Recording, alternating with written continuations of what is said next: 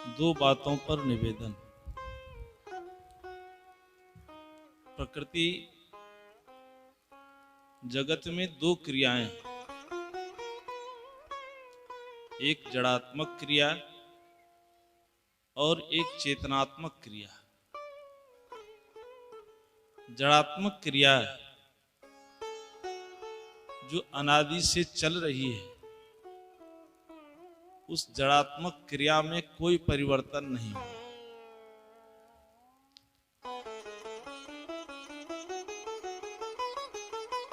क्योंकि शरीर, प्रकृति, पेड़, पहाड़, हवा,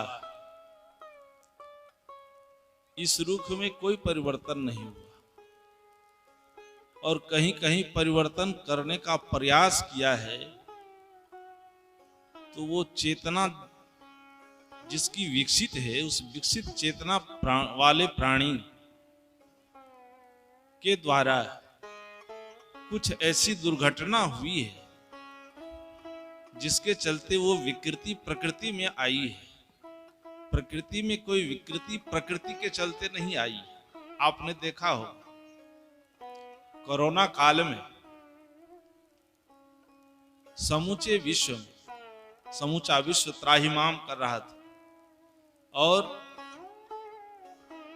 समूचे विश्व का व्यापार बंद हो गया। जितनी बड़ी बड़ी फैक्ट्रियां थी बंद हो गई। जो प्लेन उड़ान भरता था, 1 मिनट में 750 प्लेन उड़ता था अमेरिका का, वो भी थम गया। जैसे थमा, सुनते थे आप लोग कि गंगा का पानी अपवित्र हो गया है, गंगा के पानी में गंदगी आ गई है। जैसे प्रकृति प्रदत्त नियम अपनाया, मनुष्य के द्वारा जो विकृति फैलाई गई थी जिन जिन माध्यमों से, वो सब कुछ बंद हो गया।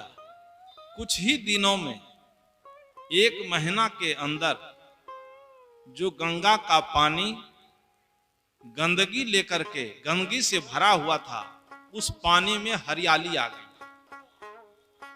बारिश, आपने देखा कि बारिश कभी कभी सालों साल नहीं होता था, लेकिन जैसे सारी फैक्ट्रियां बंद हुई, मनुष्य के द्वारा जो निर्मित चीजें थी जिसके चलते प्रकृति में विकृति आई थी, देखा आपने कि बारिश भी समय पर हुआ। तो प्रकृति में भी विकृति आई तो केवल मनुष्य के चलते, मनुष्य के चिंतन के चलते। ऐसे धरती तल पर मानव जीवन की महिमा शास्त्रों में काफी गाई गई,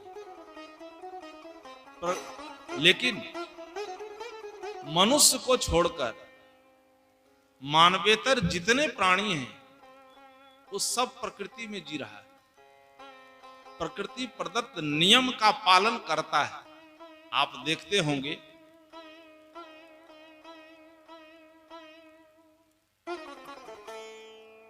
गौ के बीच 100 गौएं हैं, उस गौ के बीच सांड घूमता रहता है, लेकिन कभी सांड के द्वारा बलात्कार की घटना सुने हैं? कभी बलात्कार की घटना नहीं घटी। जब तक प्रकृति की योग्यता नहीं होती है, तब तक वो संबंध स्थापित नहीं करता है। लेकिन मनुष्य के जीवन में देखिए, या और प्राणियों के बीच देखिए, सिंह के बीच देखिए, हाथी के बीच देखिए, जितने प्राणी हैं मनुष्य को छोड़कर, वो सब प्रकृति में जीता है। लेकिन मनुष्य धरती का ऐसा प्राणी है कि वो विकृति में जीता है। इसलिए मानव स्वभाव की 3 स्थितियां हैं: प्रकृति, विकृति और संस्कृति। प्रकृति में जीने वाला इंसान है जो प्रकृति प्रदत्त नियम का पालन करता है। प्रकृति प्रदत्त नियम क्या है कि जो खाना चाहिए, जो खाद्य पदार्थ है, उसी को ग्रहण करता है, जो अखाद्य है उसका त्याग करता है। और इस नियम का पालन जानवर करता है। सभी लोग किसान हैं यहाँ, बैल को खाने दिए हैं घास, और उसके घास में सुबह सुबह मांस का टुकड़ा मिला दीजिए, मछली को टुकड़ा टुकड़ा करके घास में मिला करके डाल दीजिए, पानी के बदले शराब डाल दीजिए। आप लोग बताइए, उस घास का सेवन करेगा? वो मर सकता है, लेकिन जिसमें अखाद्य पदार्थ मिला हुआ है उसको ग्रहण नहीं करेगा। पेय पदार्थ है जो पीने योग्य नहीं है, वह जानवर प्रकृति में जी रहा है, उस पदार्थ को कभी ग्रहण नहीं करेगा। लेकिन मनुष्य, जिस मनुष्य को धरती का सिरमौर प्राणी कहा गया, मैंने कहा कि प्रकृति में जो विकृति आई है, उस विकृति का मूल कारण है मनुष्य।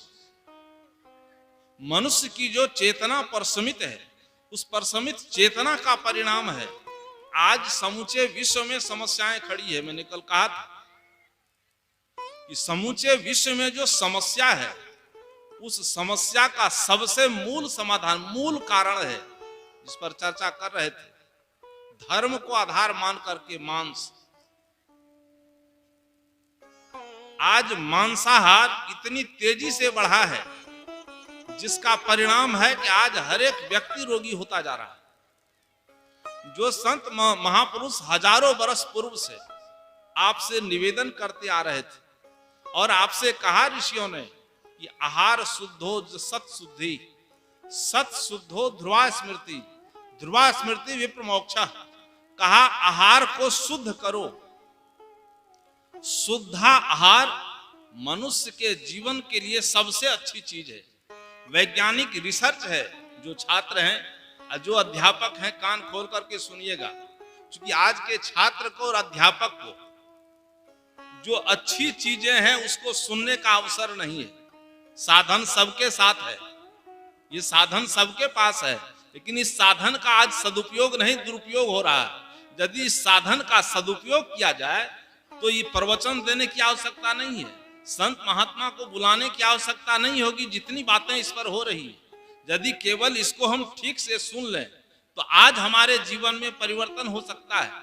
इसलिए प्रकृति प्रदत्त जो नियम, जो हम मांसाहार करते हैं, जो ऋषि ने कहा कि आहार शुद्धो सत शुद्धि, वो आज इस युग में वैज्ञानिक लोग चिंतन करके, और वैज्ञानिक चिंतक कह रहा है, और भारत का वैज्ञानिक छोड़ दीजिए, क्योंकि भारत के वैज्ञानिक का नाम हम लेंगे तो सब लोग कहेंगे कि भारत में तो धर्म का प्रचार प्रसार हुआ, धर्म की दृष्टि से कहेगा कि मांसाहार नहीं खाओ। भारत को छोड़ दीजिए, जो देश भोगवाद में जीता है, जिसका आधार केवल भोग है, भोगवादी देश का वैज्ञानिक आज रिसर्च करके बता रहा है कि समूचा विश्व यदि मांसाहार का त्याग कर दे अभी से, तो जिसकी आयु 50 वर्ष है उसकी आयु 15 वर्ष बढ़ जाएगी, 65 वर्ष उसकी आयु हो जाएगी। और जो बचपन से मांसाहार छोड़ देता है उसकी आयु 100 वर्ष होगी, यदि मांसाहार केवल छोड़ दिया जाए तब। कि मांस मनुष्य के लिए नहीं है, मांस जानवर के लिए है। अभी सुन रहे थे, व्याख्या सुन रहे थे कि मनुष्य प्रकृति से शाकाहारी है, शाकाहारी का लक्षण है मनुष्य के पास, और उस शाकाहारी का लक्षण छोड़कर मनुष्य आज मांसाहार के तरफ दौड़ता चला जा रहा है। इसलिए आज आवश्यकता है चिंतन करने की, आज आवश्यकता है अपनी चेतना को जगाने की। जगी हुई चेतना हमारी उस छात्र को और अध्यापक को, जो बुद्धिजीवी हैं, कान खोल करके ठीक से समझिए इस बात को कि मांसाहार का त्याग आज से करें, आज से लाभ होगा। क्योंकि जितने असाध्य रोग पैदा ले रहे हैं, उस असाध्य रोग का प्रमुख कारण मांसाहार है, और बहुत से कारण हैं। असाध्य रोग का प्रमुख कारण दुर्व्यसन है, जिस दुर्व्यसन के पीछे आज हम चले जा रहे हैं। हमारा देश, पूरी दुनिया दौड़ी हुई चली जा रही है। कहा किसी कवि ने कि हजारों बह गए बोतलों के इस बंद पानी में, हजारों बह गए बोतलों के इस बंद पानी में, इस बोतल के पीछे पूरी दुनिया दीवानी हो गई है। और दीवानी का परिणाम है कि वह बोतल हमारे आयु को छीन कर दिया। वह बोतल, वह व्यसन। आज जो छोटे छोटे बच्चे हैं, छोटे बच्चे जिसका भविष्य, जो इस देश का भविष्य हो सकता है, जिसके लिए कहा था इस देश को रखना मेरे बच्चों संभाल के, हम लाए हैं तूफान से किश्ती निकाल के, इस देश को रखना मेरे बच्चों संभाल के। आज इस देश के बच्चे का भविष्य अंधकार में है। राष्ट्रवादी भावना हमारी खतरे में है। इसका कारण क्या है? इसका कारण बच्चा नहीं है, इसका कारण आप सब लोग हैं, हम सब लोग हैं। क्योंकि बच्चे के अंदर ये संस्कार आया कहां से?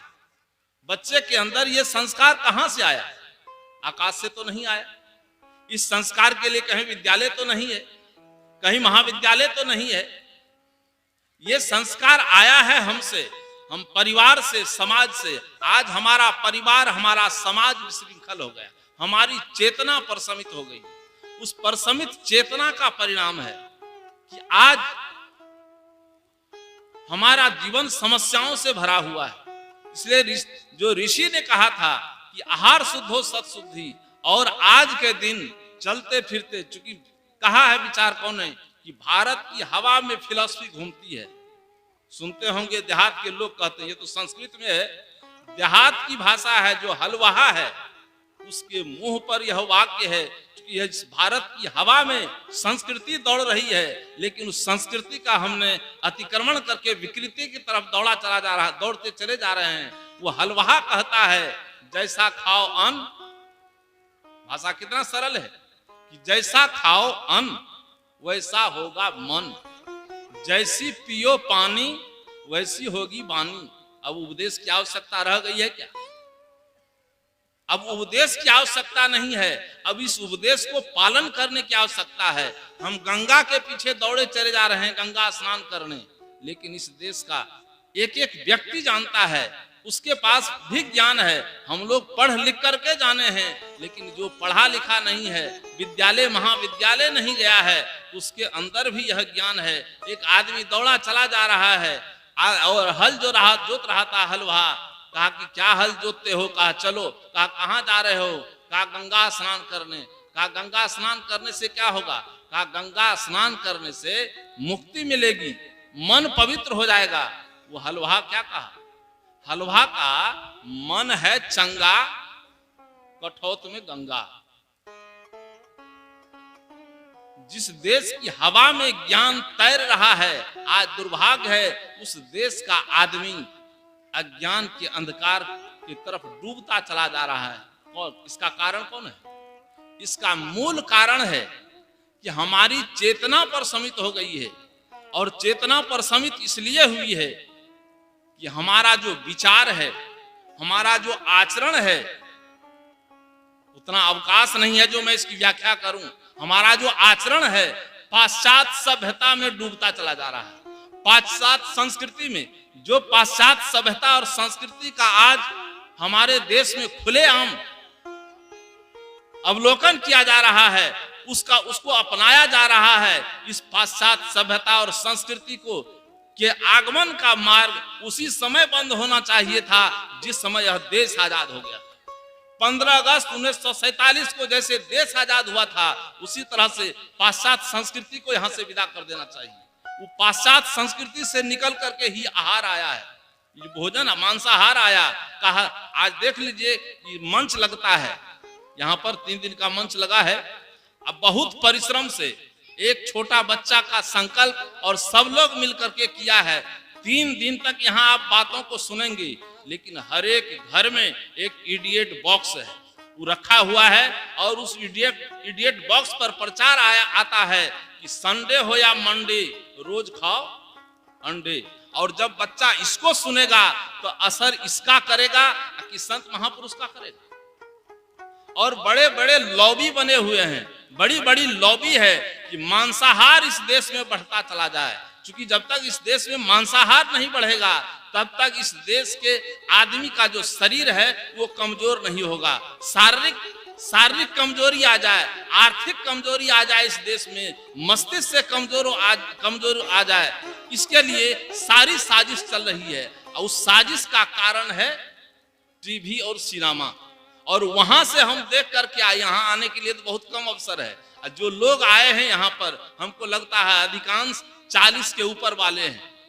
जिसको अधिक आना चाहिए, आप लोग भी आए हैं, सम्मान है, लेकिन जिसको आगे बढ़ करके आना चाहिए, जो 16 वर्ष के बच्चे हैं, 25 वर्ष के लड़के हैं, जिसको आकर के यहाँ सुनना चाहिए, आप नजर उठा करके देख लीजिए कि कई प्रतिशत यहाँ है। देश का भविष्य सही होगा क्या? अपना भविष्य सही होगा क्या? इसलिए मैंने निवेदन किया कि दो प्रकृति प्रदत्त जो नियम है, एक जड़ात्मक क्रिया और एक चेतनात्मक क्रिया। जड़ात्मक क्रिया में कोई परिवर्तन नहीं हुआ है, परिवर्तन हुआ है तो हमारे चलते, और चेतनात्मक क्रिया में जो परिवर्तन हुआ है वो केवल मनुष्य में हुआ है। मनुष्य का विवेक समाप्त हो गया है, मनुष्य विवेक विहीन हो गया है। विवेक विहीन मनुष्य का परिणाम है, मनुष्य के जीवन का आज परिणाम है कि सबका जीवन समस्याओं से भरा हुआ है, चाहे वो धार्मिक समस्या हो, चाहे आध्यात्मिक समस्या हो। इसलिए इन समस्याओं से ऊपर उठने के लिए आत्मचिंतन करने की आवश्यकता है। इस समस्याओं से ऊपर उठने के लिए संत महापुरुषों के साहचर्य की आवश्यकता है। इसलिए मेरा समय पूरा हुआ, मैं थोड़ा निवेदन किया। इसलिए सब लोग अपने अपने जीवन पर ध्यान दीजिए। अपने जीवन को जो हम छोड़ दिए हैं भगवान पर, मंदिर के भरोसे, खुदा के भरोसे, उस पर नहीं। कबीर साहब ने कहा, करो बहिया बल आपनी छाड़ बिरानी आस, जाके आगन नदी बहे सो कस मरे प्यास। अपनी चेतना को जगाइए और अपने जीवन की दिशा को परिवर्तित कीजिए। बस इन्हीं शब्दों के साथ